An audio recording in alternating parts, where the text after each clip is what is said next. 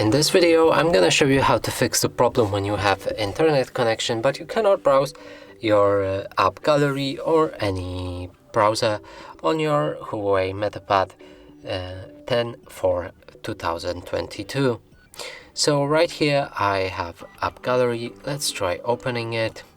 Now we need to find the app that we want to install. So let's for example get the Snapchat and click on the install.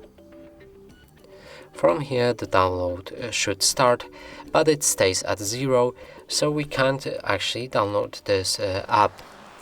The next is browser. Let's open Opera for example.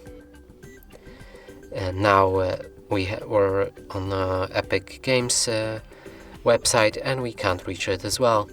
So let's actually fix that now. Go to the settings, scroll all the way down, find system and updates, then date and time, and here enable automatic date and time. Now we can move back to our app gallery, and here we can click on resume and the download should start instantly. The same as with Opera, we can reload the page like this, and it also loads without any problem. And that's it for this video. Hope you like it. Please consider subscribing to our channel, leave a like and a comment below.